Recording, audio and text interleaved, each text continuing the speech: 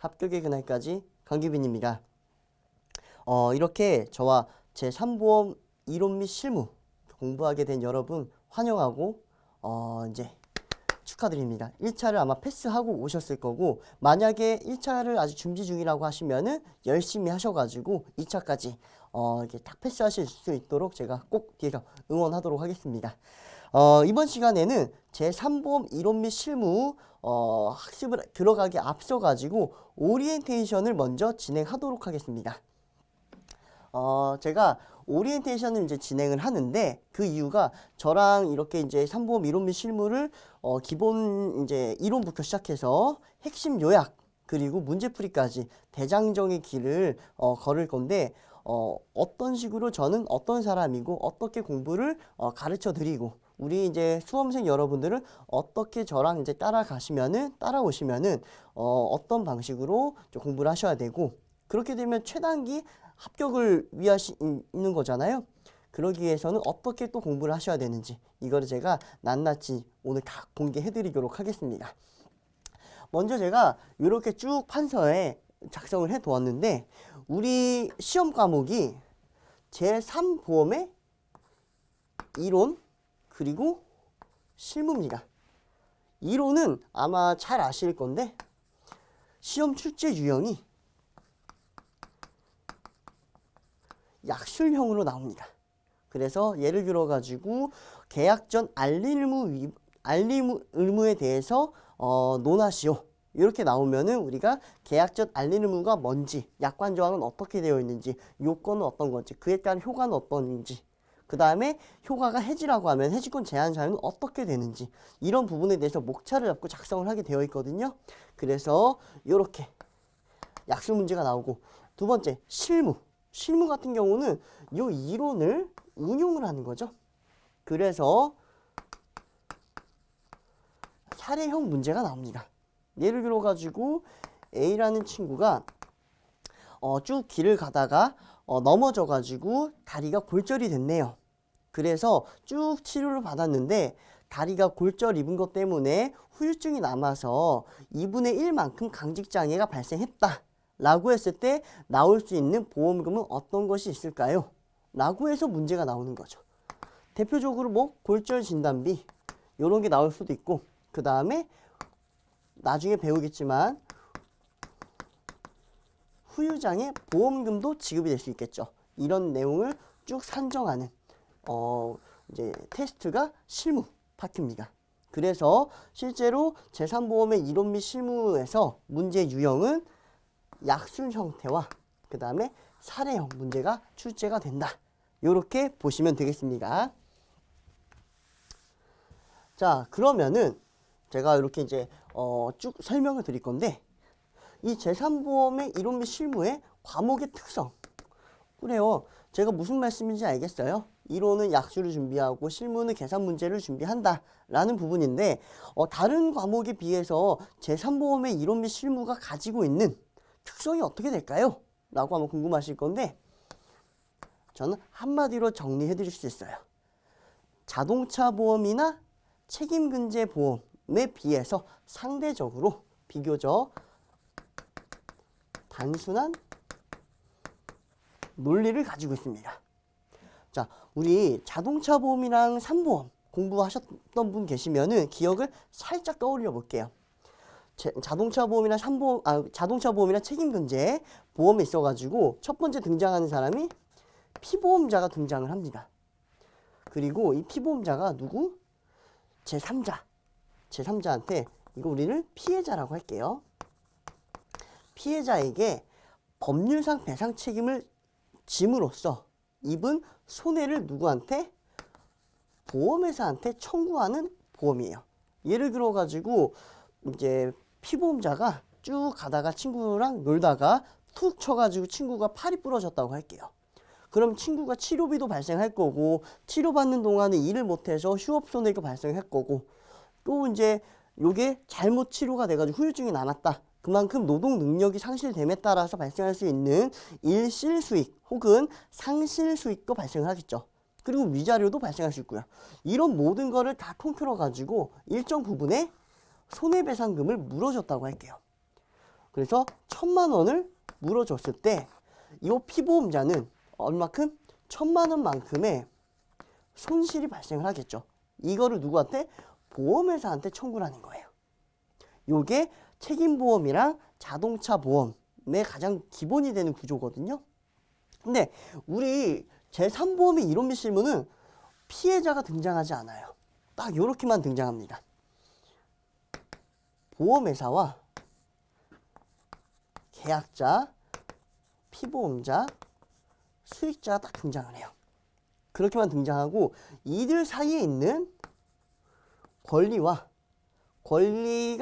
권리를 이행함으로써 권리를 이제 할 수 있는데, 반대로 제가 권리를 가지고 오려고 하면은 상대방에게 어떻게? 일정한 의무를 이행해야 되죠. 그래서 보험회사와 계약자, 피보험자, 수익자 사이에 권리와 의무 관계를 규정하고 있는 내용이 제3보험 이론 및 실무예요. 이걸 우리가 공부를 하는 거고요. 그래서 비교적 단순한 논리이다 라고 이제 정리를 할 수 있고요. 그리고 이제 다른 과목에 비해서 상대적으로 문제 출제 유형이 비교적 명확합니다.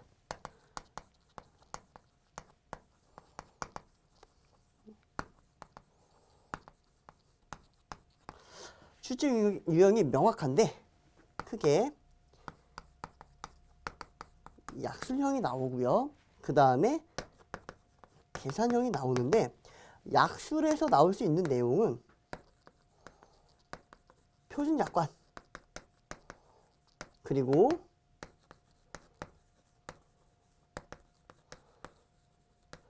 제도성 특약, 그리고 상해 질병 특약, 그리고 출제 빈도는 낮지만 3보험 안에 들어가 있는 내용 중에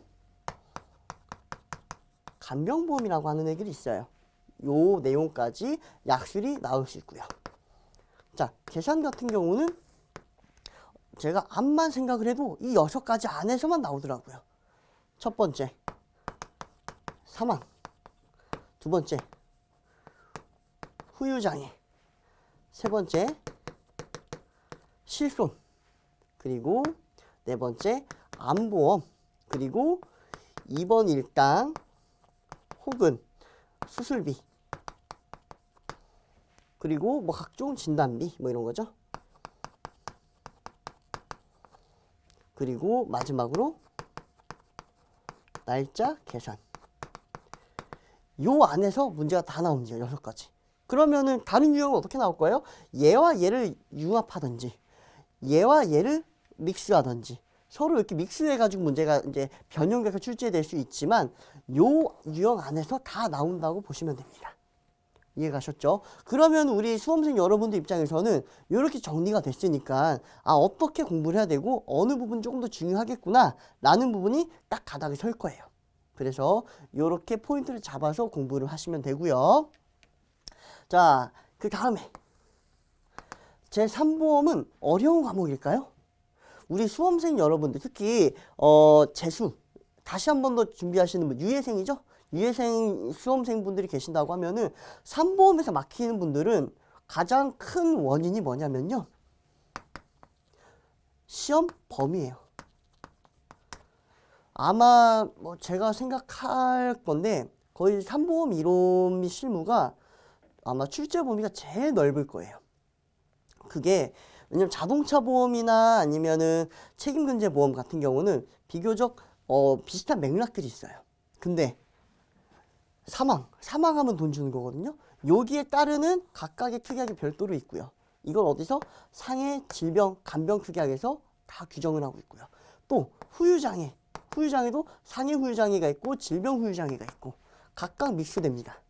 실손도 또 공부하고, 그래서 한 단계 넘어가면 또 후유장애가 있고, 그 다음에 실손이 있고, 와 이제 거의 다 큰 산 다 넘었다 했는데 암이라는 녀석이 또 있고 안녕 하고 또 기다리고 있고, 암도 이제 했다 하면은 안녕 우리고 있어 하면서 또 들어오죠. 마지막 아우 이제 끝났다 했는데 아니 날짜 계산도 있어. 이러다 보니까 비교적 넓은 범위 때문에 힘들어 하세요. 그러면은 어떻게 해요? 넓은 범위다? 정리를 하셔야죠. 그래서 짧게 정리를 하실 건데 어떻게 정리하시냐? 우리 이제 수험생 여러분들 요거 오리엔테이션 강의 끝나면은 잠깐 스탑 시키고 잠깐 밖에 나갔다 오시는 거예요. 바람도 쐴 겸 나갔다 오셔가지고 다이소나 아니면 문구점 이런 데 가시면은 조그만한 요만한 암기장 쓸 수 있는 조그만한 수첩 노트 같은 게 있을 거예요. 이거는 이제 앞으로 저는 꼬마 노트다 이렇게 부를 거거든요. 그래서 제가 간혹 이제 수업 시간에 요거는 꼬마 노트에 꼭 잘 정리하세요 라고 하면은 아 요거 이제 준비해 가지고 여기다 이제 기입하라는 거구나 요렇게 이제 알아들으시면 될 것 같고요. 요 꼬마 노트 요 암기장 정리할 때는 여기다 쭉쭉쭉쭉 다 쓰시는 게 아니에요. 무슨 말씀인지 아시겠죠? 다 쓰시면 필사죠. 책에 있는 내용 그대로 옮기는 거니까 그건 의미가 없고요. 자, 이렇게 정리하시는 거예요. 단어 한 단어 한 단어 한 단어 짧게 최대한 요약을 해서 어떻게 커닝 페이퍼 만드시지. 커닝 페이퍼 만들 때 우리 커닝 뭐 하셨던 분들 뭐 계실지 모르겠지만 옛날에 한번 학창 시절 떠올렸을 때 커닝 페이퍼 만들 때 어떻게 만들어요? 뭐 필사하나요? 아니죠. 요목조목 우리가 단서를 걸 만한 거 이걸 딱 보면 아, 이 내용을 이제 인출할 수 있겠구나 하는 그런 부분만 조그맣게 적잖아요. 그렇게 최대한 압축해가지고 작성을 해서 요거를 들고 다니면서 계속 생각하시면서 공부를 하시는 거예요. 무슨 말씀인지 아시겠죠? 자, 요렇게 꼬마 노트 꼭 작성을 하시고요. 자, 그 다음에 공부법. 제가 여기서 먼저 한번 언급을 해드렸네요. 공부법은 첫 번째, 꼬마 노트. 요거는 꼭 사셔가지고 계속해서 정리를 하시면 되는 거예요. 어떻게? 이렇게 하면은 약술이 대비가 딱 돼요. 자주 보니까. 자, 두 번째, 우리 수험생 여러분들이 또 하나 힘들어 하시는 게 계산 문제를 많이들 두려워하세요. 엄청 두려워하시거든요. 근데 이거는 두려워하실 게 없어요. 어떻게? 반복된 연습. 문제 많이 풀어보셔야 돼요. 그래서 특히 기출문제 위주로 해가지고 많이 풀어보셔야 돼요. 이해가 되셨죠? 그래서 요거는 이제 공부는 어떻게? 넓은 범위는 어떻게 커버하죠? 정리를 하신다. 어떻게 정리요? 꼬마 노트에다가 압축을 해서 정리한다. 그리고 계산 문제는 어떻게? 반복 학습. 계속 문제 많이 풀어보시고 풀었던 거 또 풀고 맞았던 거는 다시 한 번 더 풀어보고 틀린 거는 어디 틀렸는지 다시 한 번 더 공부하시고 그 다음에 중요한 내용이나 아니면은 툭툭 튀어나오는 판례 이런 거 제가 첨부 자료나 자꾸 올려드릴 거거든요. 그리고 제가 이제 요 기본 이론 강의가 끝나고 나서 핵심 요약으로 넘어갈 건데 그때 또 제가 유인물을 또 제공을 해드릴 거예요. 제 나름대로 요약 정리한 그 노트를 이제 제공해 드릴 건데 우리끼리는 이걸 남들한테 주지 말고 비밀로 하자. 우리 시대에듀 수험생 여러분들만 딱 가지고 있자. 비밀로 하자. 라는 취지에서 제가 이제 시크릿 노트라고 별명을 붙여놨거든요. 그래서 제3보험 이론 및 실무 시크릿 노트도 제가 올려드릴 거예요. 그러면은 요 책보다 교재보다 조금 더 압축이 된 그 교환이 올라갈 거니까 왔다 갔다 보시면서 예를 들어서 이제 뭐 여행을 가거나 아니면 잠깐 어디 이제 놀러 갈 때 있을 거 아니에요. 그럴 때는 책 이렇게 무거운 거 들고 가기 어려우니까 제가 올려드린 첨부드린 시크릿 노트 그거 들고 다니면서 자주 보시면은 아마 큰 도움이 되실 거예요. 그렇게 이제 정리하시면 되고요. 자, 마지막으로 손해사정사 시험의 오해라고 해가지고 하나 제가 더 제목을 붙여놓은 게 있습니다. 제목을 붙여놓은 게 있는데 첫 번째 실무자를 위한 시험. 아마 요거 처음 시험을 공부하시는 분들이거나 아니면은 시험을 한번 떨어지셨던 분들 경험 있으신 분들은 아마 이 내용 조금 보시면은 아시는 내용도 있을 거예요. 아시는 분들도 제가 어떤 말씀 드릴지 아시는 분들은 바로 아실 거예요. 실제로 시험이 딱 끝나고 나면은 이제 커뮤니티들이나 아니면은 수험생 여러분들끼리의 굉장히 이제 뜨거운 감자가 되는 부분이 이 시험은 실무자를 위한 시험인가? 라는 부분인 거예요. 특히 이제 우리 이번에 작년도 이제 시험인 거죠. 시험 문제 46회였나 45회였나 그 시험 문제 보시면은 제3보험 이론 및 실무에서 조직검사 결과지가 딱 나왔어요. 이제 실무자분들은 솔직히 조금 풀이하기가 조금은 쉬웠을 거예요. 맨날 보는 내용이거든요. 근데 처음 보는 수험생 여러분들은 당황하시죠. 그렇죠? 그러면은 제가 이제 과감하게 말씀을 드릴게요. 손해사정사 시험의 오해. 그런 부분 때문에 계속 이런 오해가 생기는데 저는 과감하게 말씀드리면은 손해사정사 시험은 실무자를 위한 시험이 아닙니다. 만약 실무자를 위한 시험이면은 합격생 구성원의 대다수가 실무자여야 해요. 근데 꼭 그렇진 않거든요. 실제로 제가 이제 시험 붙었을 당시에 저는 이제 잠깐 제 얘기를 말씀드리면은 저는 병원 원무과에서 처음에 이제 근무를 하다가 요 손해사정사 시험을 합격을 하고 그 다음에 보험회사를 간 케이스거든요. 그러니까 사실 저는 보험회사 실무는 알진 못했죠. 근데도 시험은 꽤나 저는 고득점을 합격을 했거든요. 자, 그러면은 이 말이 사실 틀린 게 돼버리는 거죠. 제가 증인이잖아요. 제가 그렇죠. 그 이제 증인이 되기 때문에 실무자를 위한 시험이 아니다. 그러면은 선생님 이런 문제들이 자꾸 출제가 되는데 이거 어떻게 대비해야 될까요? 자, 제가 하나 말씀을 드릴게요. 자, 손해사정사 시험에서 아까 말씀드렸던 조직검사 결과지 같은 경우 나온 경우 이런 부분이나 특히 이 과목을 이해하는데 개념을 이해하는 데 있어서 실무자가 당연히 유리한 거는 맞아요. 우리 수능 시험 딱 봤을 때 우리 외국어 영역 시험 공부하잖아요. 영어 공부할 때 당연히 미국에서 어학연수를 받고 오거나 미국에 살다 오신 분들이 훨씬 더 영어에 대한 접근성이 높죠. 그건 우리가 부정할 수 없잖아요. 하지만 그런 분들이 무조건 1등급이 나오고 고득점이 나오나요? 그런 건 아니죠. 한국에서도 오히려 그 어학연수 안 갔다 오신 분들이 더 많은 거죠.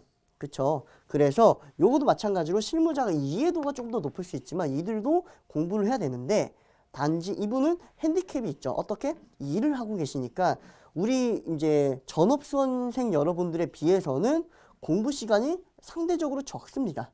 그러니까 전업수험생들은 그 실무자들의 이 경험이나 경력을 어떻게 공부를 조금 더 공부량을 늘려가지고 대처를 하시면 되는 거죠.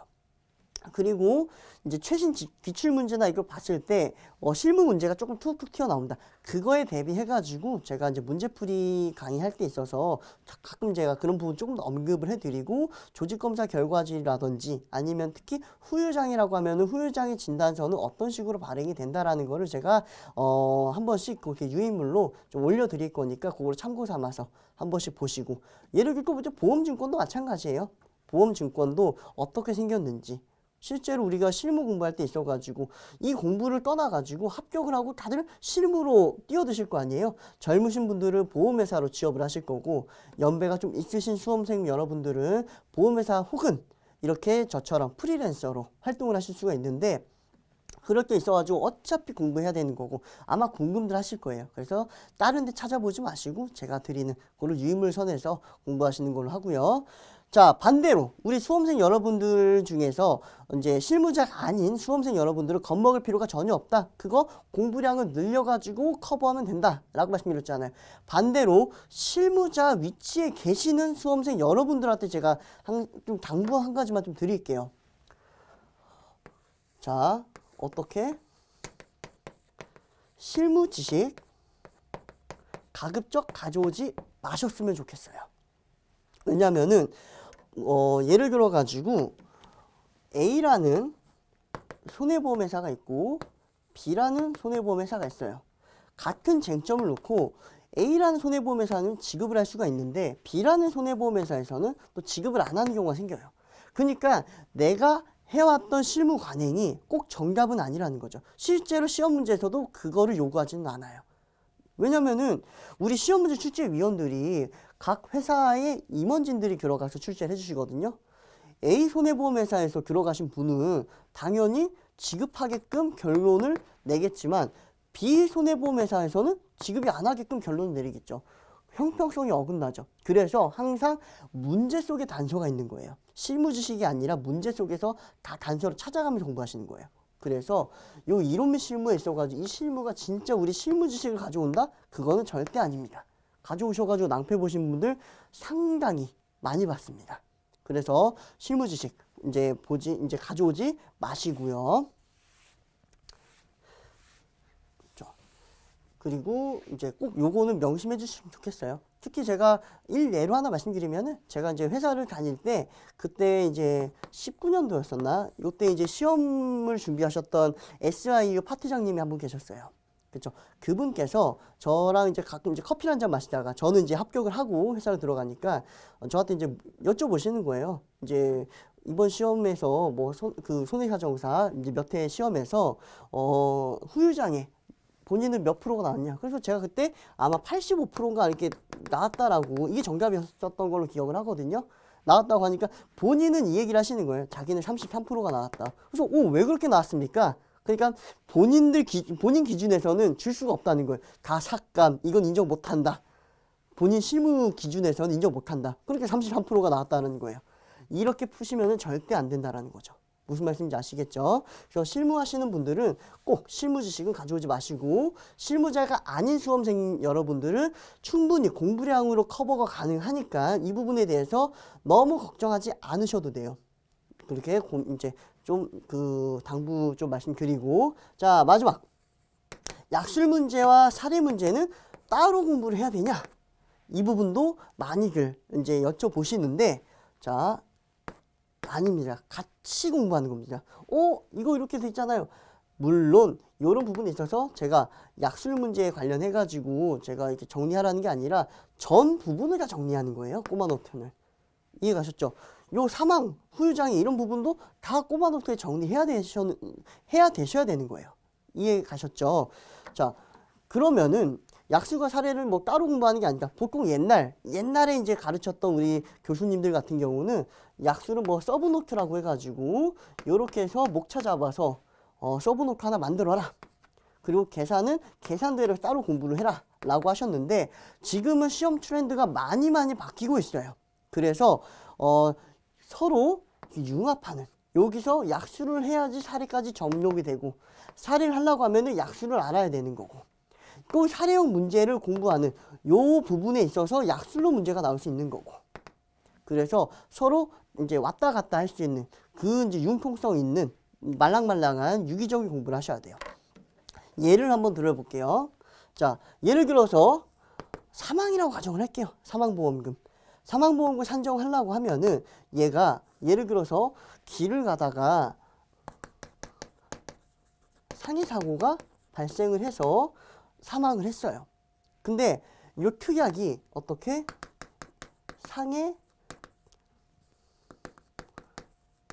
사망 특약이 있고, 그 다음에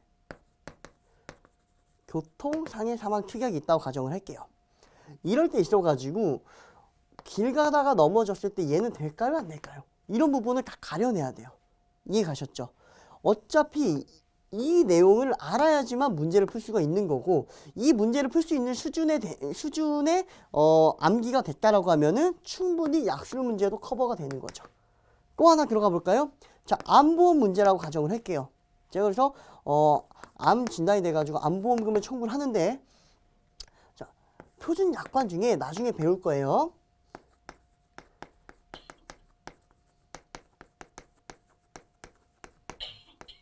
계약 전 알릴 의무라고 하는 그 파트가 있어요.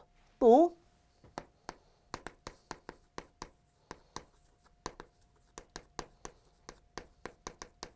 사기에 의한 계약이라는 파트가 있어요.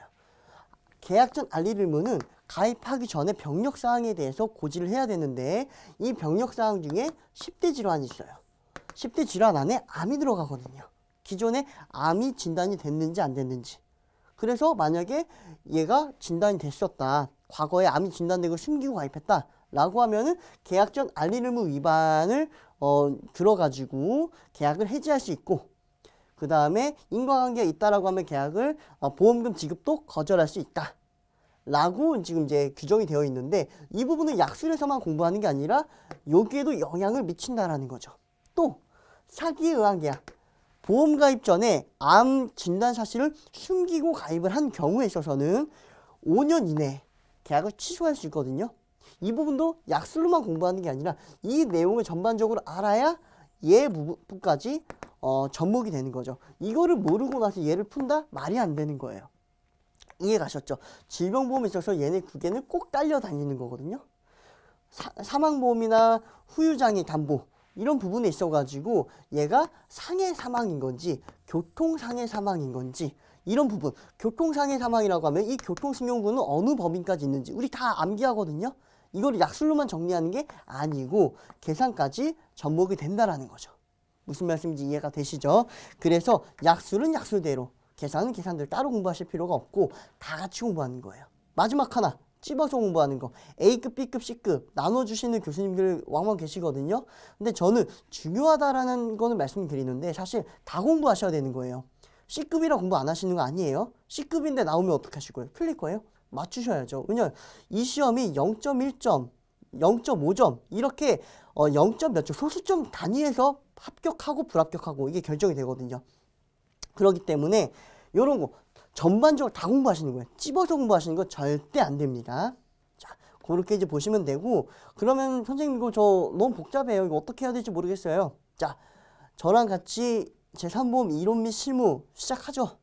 저만 잘 따라오시면은 합격의 문 박살내고 들어가실 수 있게끔 제가 만들어 드리겠습니다.